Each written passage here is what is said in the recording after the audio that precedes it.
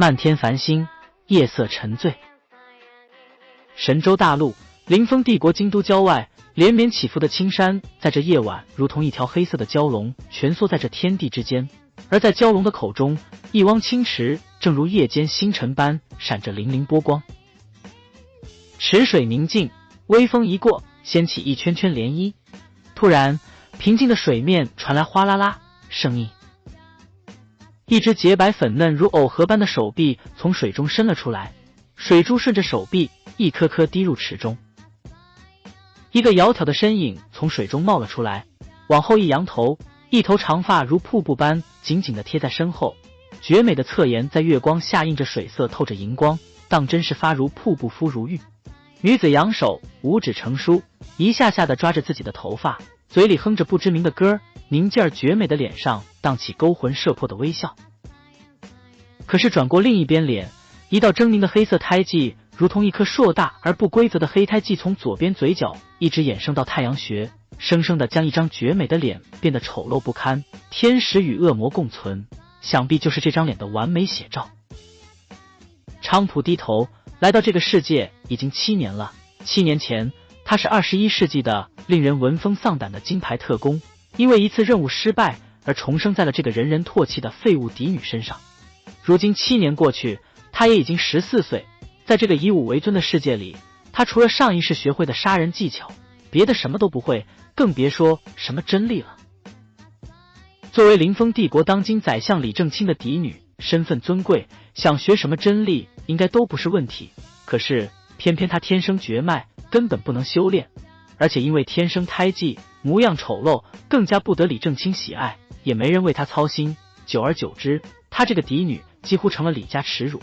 虽然没有被虐待，可是李家人待她几乎是可有可无的存在。可是没有真力，却在3年前意外捡到了一个长得像猫，还整天说着自己是万兽之王的小东西。女子嘴角含笑，一脸宠溺地看着小东西在池中游来游去。她一直不明白，为什么这个长得跟猫似的小东西居然一点都不怕水，不止如此，还就喜欢吃素，不喜欢鱼。菖蒲，你看着我干啥？小东西停在女子身边，睁着一双大大的眼睛看着菖蒲。菖蒲失笑，顺手浇了一盆水在小东西身上。我就奇怪，你明明就是一副猫的模样，怎么就不喜欢吃鱼？小东西的脸瞬间就垮了下来。不要把我跟那种低等动物相提并论，未来我可是能统领万兽的王。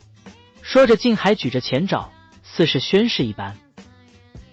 菖蒲听到这里哑然失笑，这话少说他也听了1、2年了，倒是从没见过他哪里像万兽之王，除了不喜欢荤腥之外，不论看哪里都跟一般的猫无异。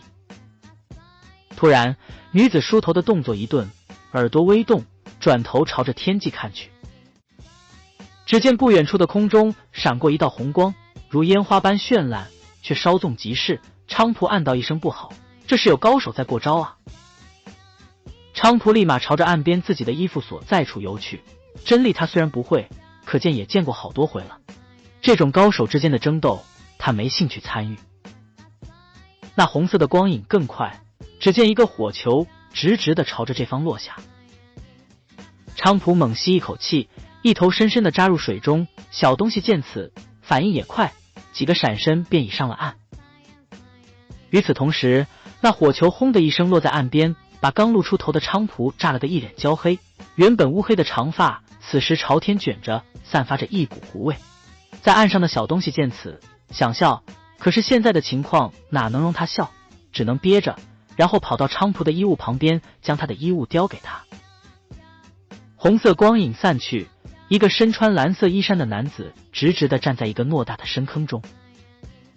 菖蒲3两下的穿好衣服，那边却又从空中落下几个黑衣人，全身黑色，就连一根头发都没露在外面，满满的肃杀之气。对于这些气息，菖蒲一点都不陌生。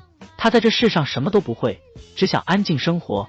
他可不想卷入莫名其妙的纷争里面去，就算背着废物的称号一辈子，他也不介意。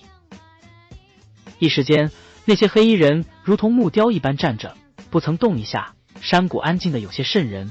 菖蒲也不敢轻举妄动，只能躲在一旁的草丛中，大气都不敢出。月色隐入云中，菖蒲有些看不真切了。只听沙沙沙的声音响起，黑衣人的方向有了动静。只见5个黑衣人将中间那个男子死死围住，红色的针力一个连接着一个，散发着滋滋滋的声音，朝着蓝衣男子攻去。中间被围着的男子年龄约莫17、18岁，嘴角有鲜血流出，看来是受了不轻的伤。可是面对那5个黑衣人的围剿，中间的男子面不改色，红色光芒映着他的脸，满含狠毒跟霸气，好似面前这5个黑衣人对他根本什么都算不上似的。只见5个黑衣人双臂大张，红色的针力朝着中间的男子猛地一收，只听轰的一声，耀眼的蓝色光影闪过，四周一片寂静。正当菖蒲奇怪的时候，一个浑身有着浓烈血腥味的身影朝着菖蒲走来，淡蓝色的针力在他全身萦绕。菖蒲慢慢地从草丛中站起来，眉头微挑，被发现了。他以为他隐匿的能力还是不错的。只见男子虚空一扣，一把以针力铸就的剑出现在他手中，然后直直地指着菖蒲。男子没有说话，菖蒲只是挑了挑眉，这男子是要准备杀了他吗？就以他现在的重伤之身，他菖蒲虽然没有针力，可是上一世所会的能力可没有荒废，比起一般人，他菖蒲还是要强那么一点点的。一旁的小东西见男子居然拿剑指着菖蒲，突然就从暗处跳了出来，咧着嘴防备地看着那个男子。我没兴趣参与你们的恩怨纠纷，我们就此别过。说完，菖蒲就想从他身边离开，可是男人突然就伸手将剑搭在菖蒲脖子上。菖蒲挑眉，这意思是摆明了不让他离开了。菖蒲笑了，你以为凭你现在的重伤之身能拦住我？男子在看到菖蒲的脸的时候眉头轻皱，很明显是因为菖蒲的脸虽然乌漆嘛黑的让人看不真切，可是男子的视力很好，菖蒲脸上那丑陋的黑色胎记让他皱眉，下一秒手中的剑就要无情地朝菖蒲的脖子上抹去。可是菖蒲的动作更快，一根根细小的针从菖蒲的袖子里激射而出，直击男子心脏，发出细微的噗噗声。对于敌人，菖蒲没有仁慈的习惯，而这个男子不由分说的上前就要杀他，他自然不会手软。你，男子终于说话了，声音沙哑，黑暗中那双眼透露出一丝不可置信，随即便是无边的怒气朝着菖蒲直接而来。菖蒲扬了扬手腕上那个翠绿色的镯子，一脸微笑道：别生气，你越是生气，这毒就散发的越快，若是想活久一点，还是想想怎么解了这毒吧。说完只留下一个潇洒的背影扬长而去，小东西跟在菖蒲是身后大摇大摆的离开。男子看着菖蒲离开的背影，气得几乎想吐血，可是却又不得不忍住。菖蒲带着小东西轻车熟路的回到宰相府，他的院子在宰相府的最边沿，就宰相府而言也是最偏僻的，就连下人的住所都比他的院子所在的位置好。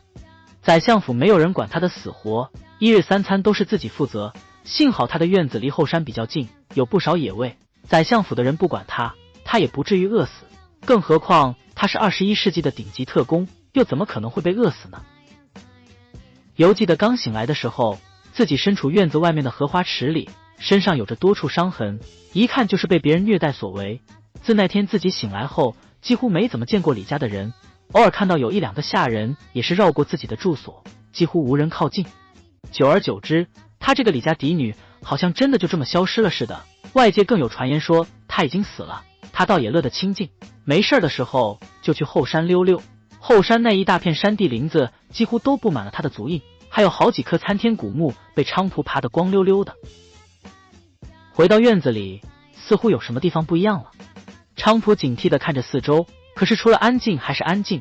小东西看着菖蒲，几年来他从不怀疑菖蒲，他一直都很信他，事实证明菖蒲从来都没错过。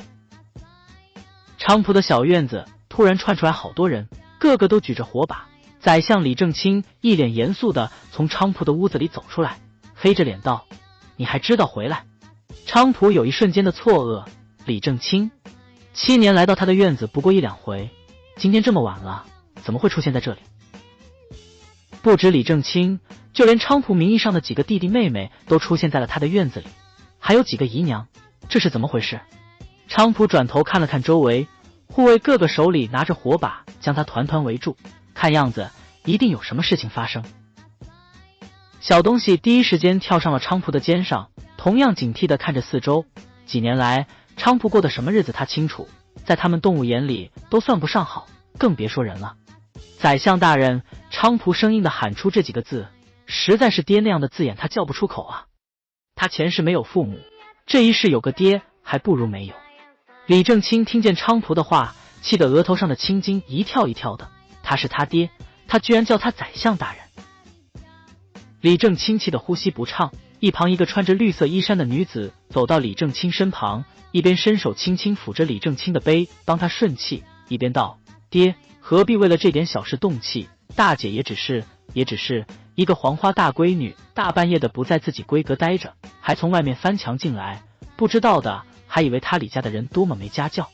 废物就是废物，就连最基本的礼义廉耻都不知道，让人看了更加心生厌烦。绿衣女子只是了半天也没说出个所以然来，可是这话让别人听了可就是另外一番味道了。只是什么？只是他李菖蒲没有家教，不学无术，还是不认他这个爹？李菖蒲在心里冷笑，这个女子好像是他的二妹李冰夏吧。明面上看着是在帮李菖蒲解围，实际上却是不动声色的将李菖蒲在李正清心里贬得更是一文不值了。宰相大人，不知道深夜造访有何贵干？菖蒲的话透着一丝不耐，7年来他没在这个家感受到一丁点该有的温暖，此时此刻这李家人对他来说就如同陌生人一般，菖蒲对他们除了知道名字有点面熟之外，没有一丁点别的感情。李正清闻言深吸一口气，要不是皇上有旨，所有官员都要携家眷入宫参加太后70大寿，他当真不想来见这个废物。更何况李菖蒲今年正好及笄，也是到了婚配的年龄，今天在朝堂上若不是皇上突然提及，他压根儿就忘了自己还有一个女儿，并且还是李家嫡女。多年来他一直把李冰夏当作嫡女培养，就连李冰夏的真丽都是请的皇家学院的老师来教。虽然才13岁的年纪，可是真丽已经到了真将级别，这对他李家来说无疑是一种荣耀。多年来他一直把李冰夏当作嫡女培养，就连李冰夏的真丽都是请的皇家学院的老师来教。虽然才13岁的年纪，可是真丽已经到了真将级别，这对他李家来说无疑是一种荣耀。只听李正清冷哼一声道：3日后太后寿辰，这2天你准备准备。李菖蒲一瞬间的怔愣，随即皱眉，太后寿辰，李正清这话是让他进宫？这李正清不是很不待见他吗？怎么可能好心带他进宫？菖蒲看着李正清的脸，只见他脸上写满了不耐与厌恶，既然不待见他，又何必带他进宫去呢？李冰夏见菖蒲疑惑地看着李正清，开口道：大姐，你也是爹的女儿，全家都会进宫，爹爹自然不会把你落下。菖蒲看着李冰夏那张清秀的脸，在心里冷笑，爹的女儿说得好听，真当她是自己女儿会让她在这破烂的院子里自生自灭？既然不待见她，不带她去就是，何必这么兴师动众的，几乎全家人都挤在她这破院子里？菖蒲心里虽然冷笑不屑，可是嘴上却还是答应道：是。李正清看见菖蒲这模样，越看越气，冷哼一声，甩袖而去。李冰夏紧随其后，经过菖蒲身边的时候还道：妹妹告退。这在李家人眼中，李冰夏是多么的明事理，懂世故，知人情啊！可是菖蒲明白，这个李冰夏不过是做给别人看的罢了。犹记得7年前自己刚醒来的时候，那时候才6岁的李冰夏就吩咐李家的下人不准任何人靠近这里，更不准给他送吃的。试问这是一个会尊敬自己姐姐所能做出来的事吗？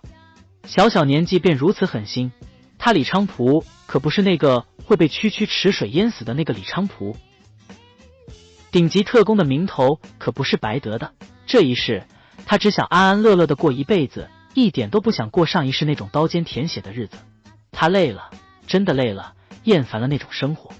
可是他不争不斗，并不代表他就是一颗软柿子，任由别人捏拿。他曾见过李冰夏的真丽最多也就真将级别。而自己虽然不会那所谓的真力，可是那格斗技巧、应变能力，若真比起来，他绝对不会输给他李冰夏。昌普，这个老头到底想干嘛？待人都走后，小东西才皱眉开口道。昌普摇了摇头，他也不知道，只是这太后70大寿，听李冰夏的话，李正清会携全家人出席，若不是有什么原因，李正清会带自己出去。昌普是不信的，那么只能说是逼于无奈，而能让一朝宰相逼于无奈的，除了皇上跟太后，他还真想不到别人。小东西从昌普肩上跳下来，一扭一扭的朝着那破破烂烂的小屋走去，没有蜡烛，漆黑一片，只有几许斑驳的月光洒下来映在窗台上，原本的窗户已经破损，现在的窗户是昌普在后山砍了竹子编制而成，虽然不好看，但是很实用。昌普，皇宫是什么样的？小东西趴在床上，用前爪撑着自己的脑袋，两只后腿上下摆动着，一双泛着绿光的眼睛盯着昌普。昌普摇了摇头，他只是远远的看过，非常磅礴大气，里面的话昌普还真不知道。睡吧，昌普轻声道，然后缓缓进入梦乡。就在昌普睡着不久，天际一道蓝光悄无声息地落入他的院子，然后迅速窜入昌普的房间，如蛇一般缓缓进入昌普体内。而昌普只觉得身体好像凉了一下，下意识地将那有着无数补丁的被子拉紧了点。微风过，月西沉，天将明。找到了吗？细微的声音在宰相府附近响起，而昌普就在同时猛然睁眼，一脸警惕地看着周围。没有，没有。无数汇报的声音在耳边响起，昌普小心翼翼地走入院子里，直到后山入口处，可是除了晨风拂过草地树木的声音，再无他人。四周再次寂静了起来，昌普皱眉，他明明听见有声音的，怎么起来什么都没有？难道是他做梦？还是出现了幻听？咿呀呀，房间里小东西伸了个懒腰，昌普再次一惊，这声音他认得是小东西的声音，只是他现在在临近后山的位置，而小东西这时候应该刚起床，这距离少说也有1-2里远，他怎么可能听见小东西伸懒腰的声音？果不其然，不一会儿，小东西软糯的声音就响了起来，昌普，昌普，这声音在昌普耳里犹如就在耳边响起一般，不费吹灰之力便能听见。不止如此，后山鸟雀的声音他也能听出个明明白白，并还能听出具体位置。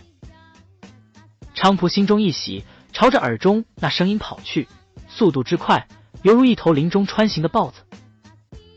到了地方，昌普看着自己头顶，那喳喳声还在，可是在看到突然出现的昌普的时候，惊叫一声，扑哧着翅膀就要从树上落下，昌普眼疾手快地伸手接住，然后将它放在地上，小鸟这才叽叽喳喳地扑哧着翅膀朝着远方飞去。昌普惊讶了，他居然能听到这么远的声音。再看一下周围，居然已经到了后山深处，这地方就算平时昌普也很少过来，因为实在太远，而他居然不过片刻就已经到了，这让他如何能不惊讶？昌普，小东西的声音在山谷里不停地回响，昌普灵动的双眼一转，看准了方向，如风一般朝着山谷外跑去，一片片落叶与昌普擦身而过，那落叶在昌普眼里就好像被慢镜头了一般，待昌普离去，那些落叶却又以加倍的速度随风飘走。昌普不一会儿就已经到了院子里，而小东西正站在一棵断掉的枯木上仰天大吼。被突然出现的昌普一吓，小东西差点从枯木上摔下来。你吓死我了！小东西用前爪捂着心脏的位置道。小东西脸上还挂着人性化的疑惑，嘴里正要问昌普让自己看什么，可是一个看字还未出口，只觉得眼前蓝光一闪，一阵疾风吹过，昌普正笑盈盈的拿着小东西睡觉的小枕头在小东西面前晃了晃。小东西惯性似的把话说完，猛然瞪大眼睛，不可思议的说了半天也没说出一句完整的话来。是不是很意外？昌普一脸微笑道。小东西点了点头，简直太意外了，这不过了一晚上，昌普的速度怎么变得这么快了？昌普笑了笑，他也没想到，不过过了一晚上，他居然会发生这么大的变化。天渐渐亮了，无数嘈杂的声音响起，就连街上叫卖的声音都能听得见。这对菖蒲来说又成了一种折磨。到了晚上，菖蒲实在是受不了了，无数蛐蛐的声音在耳边叫着，让他坐立难安。第二天，菖蒲顶着2个黑眼圈出现在小东西面前，他的耳朵实在太灵了，被那些蛐蛐叫了一晚上，怎么都没睡着。菖蒲，你要不要练练耳朵，让自己只听想听的东西？小东西试探性的道。只听自己想听的东西。菖蒲凝眉闭眼，将所有的声音都摒弃，只听见自己的心很有节奏的在扑哧扑哧跳着，强而有力。慢慢的再将范围缩小，竟是连自己的心跳都听不见了。不一会儿，菖蒲身上泛起了一层淡蓝色的光亮，是那么的柔和。小东西看呆了眼，他能感受到那明明是真力，却又不属于真力，感觉没有真力强大，却要浑厚得多。良久后，光芒散去，菖蒲睁开了眼，白净的脸上闪着柔和的光，只是那几乎贯穿脸颊的黑色胎记似乎更黑了一点。小东西，我做到了，真的可以摒弃外界的声音呢。菖蒲一脸微笑地看着小东西，伸手轻轻地把它抱在怀里，朝着自己的屋子走去。正在此时，院子里那破烂的大门被人推开，一个年纪约莫45、6的女人走了进来，看装扮应该是李府的老妈子之类的人。来人一进来，先是嫌弃地皱了皱眉，然后抬眼看见了菖蒲，道：老爷命我将这些东西拿来给你。说完就弯腰将托盘放在地上，准备转身就走。菖蒲见此，眉头轻皱，冷声道：站住！那妇人转身直直地看着菖蒲，双眼里有着毫不掩饰的厌恶，不知道大小姐还有什么吩咐。那妇人说话不卑不亢。菖蒲的脸冷了下来，抱着小东西走到妇人身边，冷声道：什么时候李府的下人竟然这么没规矩了？妇人微微低头道：奴才不敢，是夫人命奴婢将这些东西送来给大小姐，大小姐若是有什么疑问，尽管去问夫人便是。菖蒲冷笑一声道：你家夫人就是这么让你对待李家嫡女的？菖蒲说完，指着被他放在地上的托盘，给小姐送东西来，却直接放在院坝里头。他在这些下人眼中的地位到底是有多低？还是宰相府堂堂嫡女，想必连外头的乞丐都不如吧？当然不是。不等他说完，菖蒲便道：既然不是，那就是你擅自做主咯。妇人这才抬头看着菖蒲道：没有的事，还请大小姐不要冤枉了奴婢。冤枉？菖蒲的声音拔高了一个调：你给我送东西过来，我自然是感激的，可是你给我放在地上转身就走，这叫冤枉？大小姐，我愿意来给你送东西，已经是仁至义尽，你别不知好歹，欺人太甚。妇人红了脸，再没有那不卑不亢的气息，那眼里只有鄙夷跟愤怒。不知好歹，欺人太甚。菖蒲扭头看着他，脸上的微笑不在，冷冷的道：我欺人太甚？那就让你知道什么叫做欺人太甚。说完，菖蒲一个闪身就已出现在妇人身前，啪啪就是2耳光，然后闪身回到原地，就好像不曾动过一般。妇人还来不及反应，脸上就传来火辣辣的疼痛感，两边脸颊上一边出现5根鲜红的指印。你……妇人竖着食指指着菖蒲。菖蒲一下一下地抚摸着小东西的头，冷冷的道：若是不想要你那根手指，你继续。那一刻，菖蒲身上杀气四溢，仿佛前世的顶级特工又回来了一般。对于这种气息，菖蒲是厌恶的，那沾满鲜血的双手让他作呕。小东西仿佛很享受菖蒲的抚摸，微眯着眼，一脸惬意。外面传来悉悉索索的脚步声，直接朝着他的院子而来。不一会儿，一群人就出现在他的院子里。菖蒲抬眸，略微诧异地看了带头的人一眼，冷冷的道：宰相大人，请问今天又有什么事？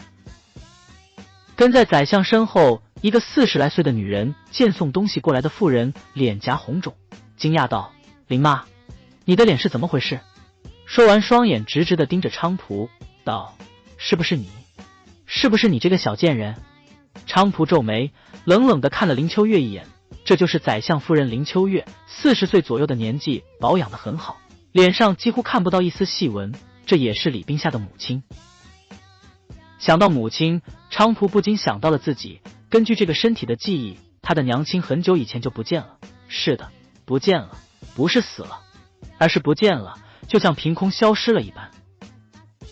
李正清也是满脸怒气地盯着李菖蒲，他好心下朝，后来看他准备的怎么样，却没想到这个李菖蒲吃了雄心豹子胆了，居然敢打人。来人啊，将这个畜生压下去，重打20大板。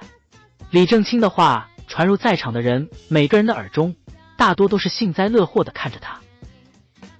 跟着李正清来的4个护卫立马上前，就要压着李菖蒲，就连手里的棍子都好像是事先预备好的一样。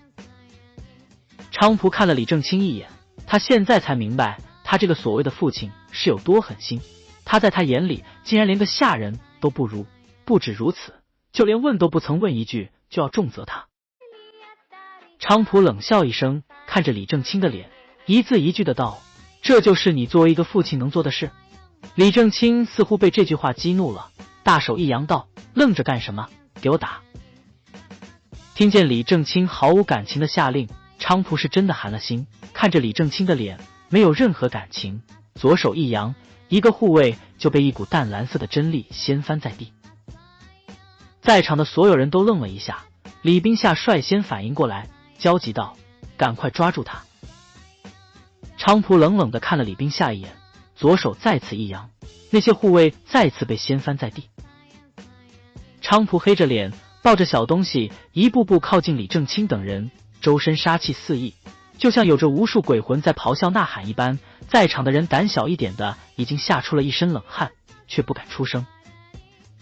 李冰夏也被菖蒲的气息惊讶到了，而李正清则是一脸怪异的看着他，这感觉就像是踏着无数尸体练就而成的，哪是一个废物所能有的。再加上刚才他那看似随意的一挥手，几个护卫就毫无防备的倒了下去。李正清突然就不懂了，这真的是那个他引以为耻的废物吗？可是那脸上的黑色胎记明明就是，可是为什么？看着一步步靠近的李菖蒲，李正清叹息一声道：你准备，后天就是太后寿辰，别丢了李家的颜面。说完转身就离开了院子。他不是一直觉得李家的颜面被他丢了吗？跟着李正清而来的人全都怪异地看了菖蒲一眼，相继离去。看着主动离开的李正清，菖蒲收回气息，再看了一眼放在旁边草丛上的衣物，菖蒲才明白这李正清是来给他送衣服的。小东西从菖蒲肩上跳下去，伸着爪子将衣服勾起来看了看道：真丑。菖蒲轻笑一声，弯腰将李正清送来的衣裳端起来看了看，淡紫色的长裙有着深紫色的暗纹，在阳光下看起来流光溢彩，一条紫色面巾还有着同色系的珠花，虽然不是很漂亮，也不是菖蒲喜欢的颜色，可是也不至于像小东西说的那样丑，至少还能见人。这是这7年来李正清第一次给菖蒲送衣服过来吧。自己身上的衣服已经不知道缝了多少次了，也看不出原来的颜色。日渐西沉，转眼已是太后寿辰这一天。一大早，菖蒲就被嘈杂的声音吵醒，原本想翻个身继续睡，可是从外面突然进来了2个嬷嬷打扮的人，说是要为菖蒲梳洗一番，然后进宫。无奈之下，菖蒲只好起床。半梦半醒间，菖蒲任由2个嬷嬷为他梳洗，不一会儿，2个嬷嬷就给他梳好了头，看了看菖蒲的脸，都面露难色。菖蒲脸上的胎记实在太大块，除了面纱，想来不论怎样都是遮不住的吧。菖蒲感觉没再弄他的头，便道：好了吗？嬷嬷无奈地将面纱拿起，然后小心翼翼地给菖蒲戴上。感觉到异样，菖蒲皱眉道：不戴了，然后抱着正在打哈欠的小东西往外走去。走到李府大门，已经有好几辆马车等着了，其中一个下人见菖蒲出来了，走到菖蒲身边道：大小姐，这边请。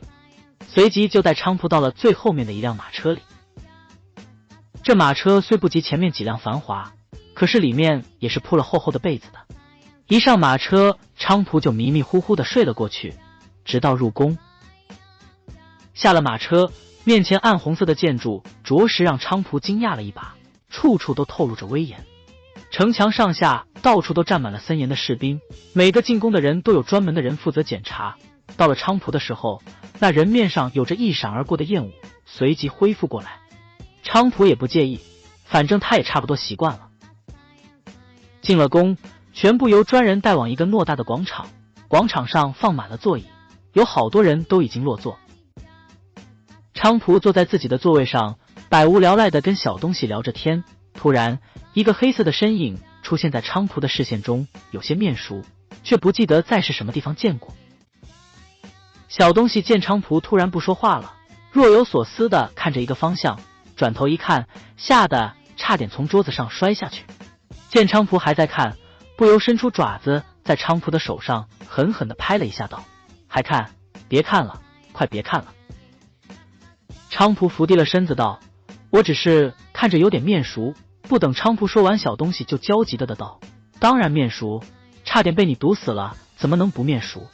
小东西一脸后怕的道：“被我毒死？”菖蒲疑惑了，他什么时候差点毒死别人？菖蒲皱眉想了一会儿才道：“哦，原来是他。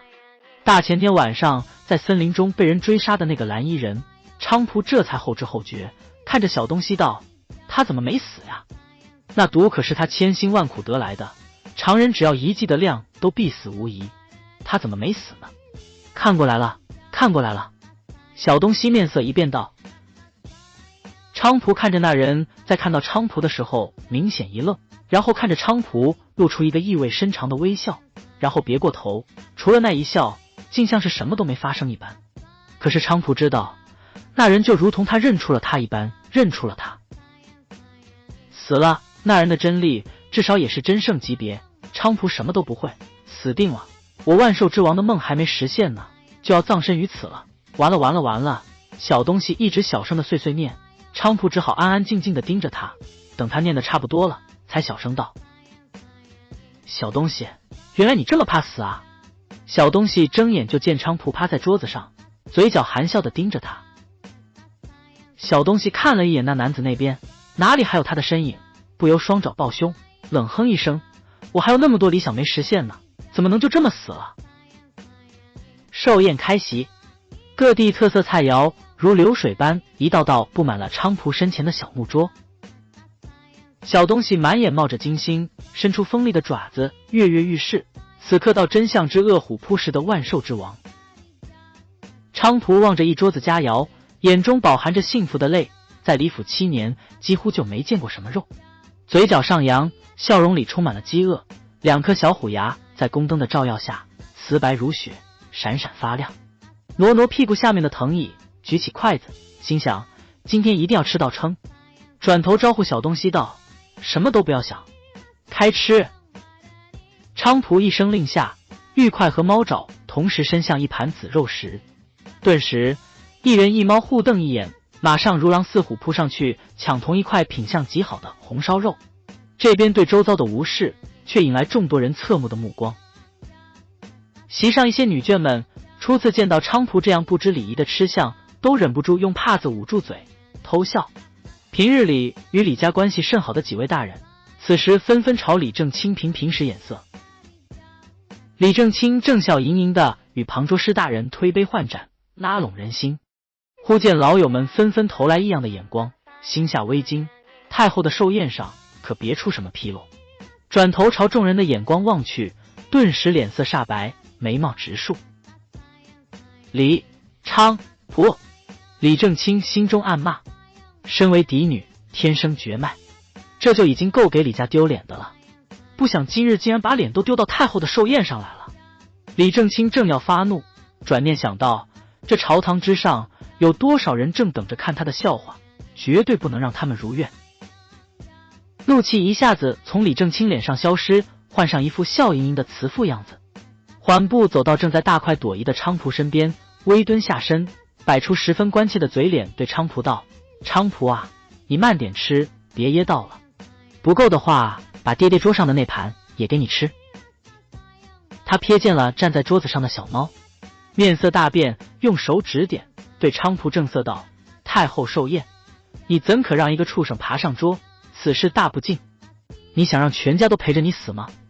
快把他扔出去！”菖蒲和小东西正抢食抢到兴头上，满嘴的肉沫。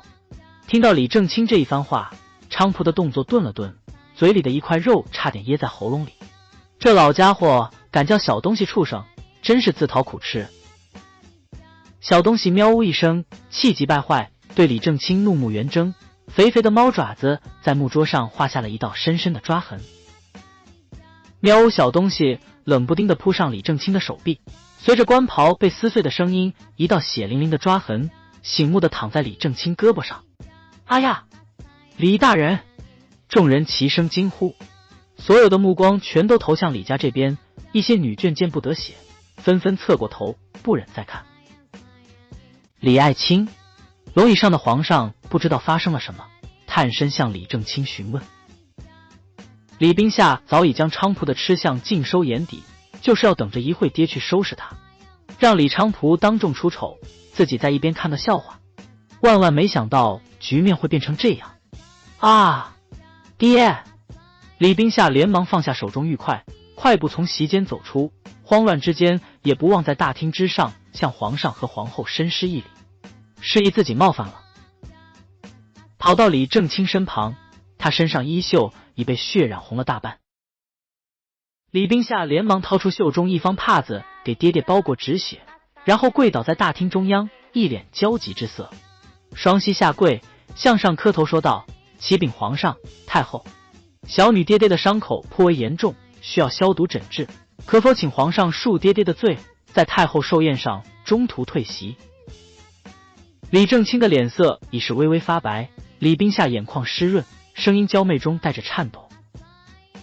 在场的人们无不为这个孝顺的女儿动容，皇上和太后自然点点头。太后正襟危坐，对下座的大臣们微笑，声音低沉着说道：“我国以孝为先，今日老身寿宴能见到李家孝女，是今日最大的寿礼。”众臣迎合太后，皆举起手中酒杯给太后道喜，完全忽略了已经乱作一团的李家。在一阵阵太后万寿无疆的祝福下，李正清被李冰夏搀扶着，带着几个得力的下人从侧门离开了寿宴，留下一些女眷继续给太后祝寿。菖蒲在一旁冷冷地望着朝堂上表演过的一幕幕，心头暗自好笑。这李家在皇上眼里也算不得什么吗？皇上连太医都没有要传的意思。撇撇嘴，内心无限鄙夷，不去管他们，还是吃好最重要。菖蒲一低头，刚想举筷，便看见气哼哼的小东西委屈地趴在自己脚边。菖蒲心想，这小东西脾气还挺大，顺手拿了块肥瘦合适的肉味给小东西，温软的小手抚摸他的脊背，语气柔和地对小东西讲道：“别气了，气坏了身子，吃吧，难得皇宫的饭菜，吃饱了我们就走。”喵呜！小东西听菖蒲这么说，才微微动了动。菖蒲扑哧一声笑了出来，小东西气的都不会讲话了，只能用喵呜表示不满。这一番热闹被一个冷峻男子从头到尾全部看得清清楚楚，一双狠毒的眼神一直紧盯着菖蒲。菖蒲虽然感受到了，但偏偏就是不理会他，又和小东西挑着吃些平时没见过的菜色，完全无视周遭众人鄙夷的眼神。酒足饭饱之后，菖蒲用衣袖擦擦嘴，这才意识到他连个女儿家随身的帕子都没有，真是被李府冷落到了极点。打了一个响亮的饱嗝，菖蒲皱了皱眉，对面那边杀气凛凛的眼神竟然还在，这股冷森森的寒气真是倒胃口。想到这里，也无心久留，菖蒲站起身，也不与任何人打招呼，拎起小东西就走出了大厅。此刻天色已晚，皇宫里灯火通明，特别今日又是太后寿宴，宫里更是张灯结彩，好不漂亮。菖蒲啊，我好像吃多了夜，我们四处逛逛吧，不然晚上我又要胀肚了。小东西乖乖趴在菖蒲肩上，懒懒地对菖蒲说。菖蒲嘴角扬起一抹坏笑，一把将他揪下来，甩在地上。好啊，想消化就得自己走路。你，小东西举起前爪在空中乱抓，真是气急败坏。他只是想让菖蒲背着他四处逛逛，看看美景，刚吃饱哪里走得动。忽然一条蓝色的微光从头上飞过，朝一个地方飘去。激起小东西天生的好奇心，喵的一声窜出去追那蓝光。菖蒲心下一急，连忙呼唤了几声，可是小东西早已没了影踪。这皇宫深宅大院的，万一跑丢了，被人抓住煮了吃了可怎么办？无奈之下，菖蒲只好跟着小东西消失的方向追了过去。没想到越走越偏僻，竟然蔓草丛生，俨然一副被遗弃的地带。这倒是很符合菖蒲如今的遭遇。前面不远处沙沙作响，这四下无人的，想必是小东西的声音。菖蒲连忙跑过去，看见了消失在黑暗中小东西的尾巴。菖蒲欣喜，轻轻悄悄地走过去，想吓唬小东西一番，没想到小东西一步一步地退了出来，四只小腿还颤巍巍地发抖。见状，菖蒲带着疑惑连忙过去，却见在转角处，黑暗中一个人影矗立在哪里，一动不动，周遭弥漫着一股血腥味。菖蒲闻到这股令人作呕的血腥味，眉头紧锁，心下惊道：皇宫守备森严，谁这么大胆在宫中打斗？细细一望，心头更是一惊，这男子不就是刚才寿宴上一直狠毒地盯着自己的男子吗？他怎么会在这里？菖蒲回想，男子身上那股冷冽之气，凭直觉应该功夫不错，况且第一次见他时，他一人独斗多个黑衣杀手，身手不凡。此事有些复杂，只想过安稳日子的菖蒲可不想再继续沾惹什么是非。多一事不如少一事，想到这里，菖蒲转身就走。那男子却在菖蒲转身之际，忽然朝他倒了下来，倒地的片刻，对菖蒲勉强从口中吐出一句话：女人，你要是敢走，我就杀了你。说完，他已气若游丝。菖蒲转头望向趴在地上的男子，怀疑自己是不是听错了，都要断气了，他竟敢如此大言不惭，威胁自己。这里若不是皇宫，菖蒲真想仰天长啸一番。菖蒲语气中略带一丝挑衅地对趴在地上的男人道：好啊，你先站起来再说，你总不能趴在地上给我一刀吧？往哪儿扎啊？菖蒲对这种讲大话都不动脑子的男人很是不屑，前世如此，今世仍是如此。双手抱胸，稳稳地站着，看他能怎样。男子并没动气，依旧喘着粗气，一字一顿地对菖蒲讲道：你不救我，你也会死。地上男子的声音越来越低，却死死不肯松开攥住菖蒲裤腿的手。他粗重地喘了几口气，又挣扎着继续说道：你脸上的胎记有毒，你救我，我可以为你解毒。话毕，男子已喘得厉害。菖蒲脸色微微有些动容，他是如何知道自己脸上有这块胎记的？今早入宫前一直蒙着的面纱，在寿宴上也未曾摘下，恐怕让太后看着不高兴。但转念一想，菖蒲急笑，也难怪，自己如今废物的大名远播国内，这区区一块胎记自然人人知晓。菖蒲冷眼盯着男人，死到临头还有心思耍心计，骗自己救他，真是极品。本就闲来无事，不如逗逗他。说着，菖蒲语气调皮地对男子道：哼，本小姐何止脸上有毒，本小姐全身上下都是毒，内心毒辣，出手狠毒，言语恶毒。不过嘛，算你走运，今日本小姐高兴，你若想让我救你，现在就求我。男人被气得咳嗽起来，吐出一口殷红的血。男人拼了最后一口气息，告诉菖蒲：你的胎记每当15月圆就会隐隐作痛，由黑变红，你的半张脸会痛苦不堪，火烧的疼痛难忍，是否？菖蒲本以为他骗自己救他，一听他竟然知道自己这块胎记的事情，而且句句都说得准确无误，正色起来还要追问，男子却手一松，晕死过去。菖蒲眉头紧锁，随后便舒展开来，反正李家他那破房子也不会有人来。背起男子，将小东西甩在男子背上，小东西很有默契地给菖蒲指路。寿宴还未结束，菖蒲就在黑夜之中从皇宫背走一个男子，朝李府他那破烂不堪的小房子飞奔而去。菖蒲身背男子，却未觉得沉重，心下暗喜，多亏前几日忽然获得的能力，不然今日想带他出宫，恐怕无计可施。转弯抹角的才刚刚翻过宫墙，身后隐约传来破空之声。菖蒲猛回过头，以为自己行迹败露，没想身后突然窜出10几名黑衣人，与那日追杀背后男子的黑衣人装束别无二致。菖蒲蹙眉，脚下发力，加快了速度，心内叹息，看来回李府又要破费周折。但无论菖蒲如何拐弯抹角，跟在身后的黑衣人总能不远不近地跟着他，甩也甩不掉。菖蒲心头气恼，对背上昏厥的男子自言自语：你可给我添了大麻烦，我可不想沾惹这些人。话音刚落，背上的男子微微动了一下，声音若有若无，从菖蒲耳边传来：女人不要怕他们，他们对我还是有所顾忌的，何况还有你。嗨嗨，菖蒲只觉一股热流流入脖颈，是背后男人吐的血。菖蒲心急地对男子道：喂，你不要乱吐啊，好恶心。不自觉地缩了缩的脖子，杀了那么多人，双手沾满鲜血，让菖蒲不知何时有了洁癖的毛病。那就快点，不要兜圈子。男子冷声冷语地对菖蒲道。菖蒲被气得胸脯一起一伏，可脚下仍然丝毫不敢放慢。如若被黑衣人追上，难免一场厮杀，这是自己最不想做的事情。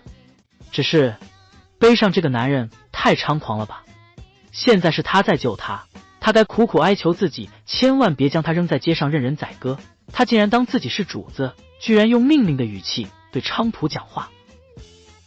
小东西也觉得这讨厌的男子实在让人生气，按在男子背上的爪子微微用力，划出一道浅浅的血痕，张口对菖蒲说：菖蒲，累不累啊？把他扔下，我们回家吧，你跑这么快，我有点饿了耶。菖蒲正纵身攀向另一家的房檐，小东西的话一出口，菖蒲的身子晃了晃，差点摔落下来，稳了稳身形，转头对小东西说：不累，这男人对我有用。顿了顿，又说：你这个吃货，一会到家我给你偷个饼去。一想到小东西，菖蒲心头的气瞬间全消。他可是菖蒲来到这个世界上唯一的朋友，有小东西陪伴的每一天，菖蒲都过得很快乐。他终于有朋友了，不再是一个孤独的杀手。小东西听说菖蒲要给他饼吃，开心的张大嘴巴应着。哦啊呀！迎面一阵风，吹得小东西的发音带着颤音，逗得菖蒲一阵发笑。嗨嗨，背上传来一阵猛咳，森冷的声音响起：小畜生，你再敢抓伤我，我一掌拍死你。这话本是说给小东西听的，但菖蒲听了却心头一股火窜起来。就凭男子这几句话，若放前世，早已死在自己手里千百遍，怎可像今日如此对他一忍再忍。菖蒲也恶狠狠地对男子道：如果让我发现你骗我，我会亲手把你送到阎王那里。菖蒲语气带着杀气，讲完将真力提了提，速度骤然加快，朝李府冲过去。他多1分钟都不想再背他。爬在男子背上的小东西气的嗷嗷叫，加上菖蒲的速度太快了，他几乎快被迎面的风给吹跑了。小猫爪于是乎狠狠地抓住男子的背，爪尖陷入背部结实的肌肉中，渗出一道道鲜红。身后疏忽一声哨音响起，菖蒲运用耳力一听，黑衣男子似乎不再追他，身后没有了声音。没时间回头看，菖蒲又转了几个弯，李府的大门近在眼前。此刻菖蒲身背男子离开皇宫，也就半盏茶的时间，李家家眷都还在寿宴之上，不曾回来，也不见李正清的马车，想必还在御医处疗伤。菖蒲背着男子翻墙而过，李府上下各个院子都张灯结彩，一路走向自己所住的破房子，果然漆黑一片，一点灯光都没有。这角落里的一团黑暗和仿若白天的李府显得格格不入。不过菖蒲早已习惯他们的冷落与无视，悄悄地用脚踹开房门，踏进有些阴冷的房间，将男子慢慢放在自己冰冷的床上。菖蒲摸黑四处翻找，小东西明白主人心意，他身材玲珑小巧，钻进墙角的一堆衣物中，叼着半截蜡烛头窜了出来。菖蒲在黑暗中划亮火柴，照见床上男子冷峻的面容上强忍着的痛苦。